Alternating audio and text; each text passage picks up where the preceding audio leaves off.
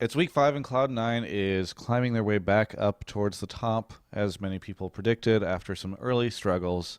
I'm here with Sneaky, who's going to be talking to us about a few things, most notably what happened in that game. You guys just stomped on tip. You crushed the Fedora. Was that about what you expected? Was that about what you expected going into that game? Um, Not really what I expected, just because we've been having some rough games. Obviously, our scrims have been going better, but I never expect to go in to do well. I think that just sets it up for bad mentality. We go in and we're like, all right, we're gonna smash them, and we get destroyed. So how do you go in there? You're like, we're going to lose? Is that the better mentality? No, it's not we're gonna lose. It's just knowing what our plan is and what we're gonna do, and then the game just plays out. That's all we really think about. We just think about our plan and most likely what we're gonna play. I usually try and get into a custom and screw around on a champion that I'm probably gonna play in the game. Speaking of planning around what you're going to play, we were just discussing, and you said that you guys have changed the way you are doing picks and bans. How does this work now? So we've had a lot of issues recently with just having limit control everything, because say he wants to practice a pick, just say he thinks Janna is good in a comp and the rest of us don't think Janna's good in that comp, he would have the final say. So he would always go with what he wants. Whereas if we put it to Charlie, we can all kind of just get together and talk about what we want, and then Charlie has the final say. And it's not specifically for support picks, it's for everything. That's just kind of one issue that we run into, and I think having Charlie control everything will be better in general. It's really similar in what we're doing, because we're still going to be picking the same champions. I don't know. I think in general it'll just take the pressure off of Lemon and put more focus on Charlie. So if we have an issue with pick bans, we can go to Charlie rather than make a player be the target. Yeah. And there won't be any internal game issues where we're just not doing stuff with two people because they had an argument about the picks. But Sneaky, Lemon is the brains of this operation. He's got the notebook, right? Like you guys, he's been, so many people have said that he is a key, and his thoughts on all this stuff is a key to the success of Cloud9 throughout the years. Isn't this an issue, taking away the control from him?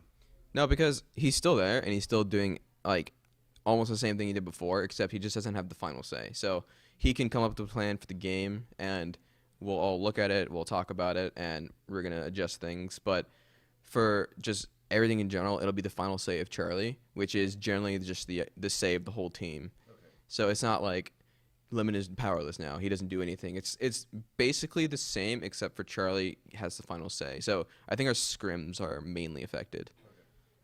So this is kind of like picking bans by committee. Yeah, but Charlie is the head. So he'll do everything for us. So he'll say where we're gonna pick here, where we're gonna ban here, and then if anyone has an issue with something, and say they wanted to play something else, then I think the team will get together and talk about it then, rather than Lemon kind of just doing his own thing and then we end up with the comp. So does about 5 minutes before the game is about to start, does Charlie Pitt, does he collect secret anonymous ballots from everyone on who should be picked and banned, and then he counts them all up and is like, okay, here's the answer? And how do you know that he's not secretly listening to Lemon's ballot or whatever? Yeah, that is how it works, of course. No, I mean it's mainly just Charlie has the idea. We talk about what we want to do before the day starts, 11:45, 15 minutes before scrims. We're like, all right, what are we going to do? What did China and Korea do? What can we take anything from that? Just stuff like that. What are the top teams playing? Yeah. Kind of just come together, talk about things. Now, there's also a support Veigar situation. Love to get your opinion on that. It's pretty interesting. I think Gorilla whipped it out last week. He played it with also Corky AD. I think Lemon spammed it a lot. There was even a thread on Reddit about Lemon gonna play Veigar support this weekend because he had 22 games or something in a row, just almost all wins on Veigar support. So I mean, it looks pretty good. I think it works best in poke comps. It's not just pick always champion. It's not just the next OP pick, but I think it does have a little spot it can fill pretty well. I feel like Lemon is always these kind of caster, bring someone from the mid lane to the bot lane kind of deal. Because I still remember when he used to play Zyra a ton. Yeah, I mean, Zyra was just broken on her own because she did so much damage and she didn't need items for it. And now that she's nerfed, she's gone. I actually seen a Zyra support main recently. It was right before the reset, and he just got pooped on every time. I was like, yep, that champion is dead. I can tell. So then, how did he get up to the top if he was losing every time? I don't know, honestly. It was really weird. Like, it probably did better when people couldn't abuse it as much. But it's like super vulnerable, really squishy. Doesn't do too much damage now. But I guess it's not always like Lemon who just like, all right, Veigar, good mid, let's go support. It's not. That's not how it works. It's kind of just, all right, someone else tried this. I think it could be good. Let's see how it goes. I think Morgana was one of the picks that Lemon kind of picked up on his own. Yeah, I was seeing Zyra, Morgana, now Veigar. Yeah. I don't remember how that started. I don't remember if that was just Lemon noticing she was good or it was a really good counter with Thresh. I'm not sure. But Can I suggest like support Ari? Could just like start taking other mid laners, bring them down there? I mean, technically it has CC and damage just like Veigar, but it's harder to hit. It's like really hard to hit. But Lemon is such a good support. You should have faith in him and his ability to execute on that, right? Well, think about Veigar. You throw the zone out, and it stuns everyone, and it's super easy to hit. Like, abnormally easy. You make it sound like you need to give him training wheels to support. You're like, listen, we just try to find like huge skill shots. Like you just throw that thing out in front of you, and it's going to hit a bunch of people. Because we really don't want him to have to ever try to aim anything. Because he's getting kind of old. It just guarantees that they're CC'd. Whereas Ari is just like, yeah, this charm is really skinny. It's not gonna hit, and it doesn't go behind creeps. Do you think Mad Life could hit? No. Okay. No Mad Life Ari support. Very good. I've learned so much about your guys' approach to Lemon's champions in this interview. It's very, very good. Anyway, let's just shift away from that to Northern California, which is where you guys are based out of. I think it might have even been you. I did an interview with earlier in the split about the travel. Are you guys adjusting to that yet? Yeah, it's getting better. We don't lose as many hours just because we kind of know what we're doing now. We go to the shuttle immediately right when we land. I think we get closer to the actual takeoff time for our flights. I don't know, it's not as bad. We don't lose as much travel time. And when I'm at the hotel, I'm kind of doing something rather than just sitting on my phone, waiting around, trying to sleep. Yeah, it's not as much travel time loss. And we get together a lot more now and talk about things.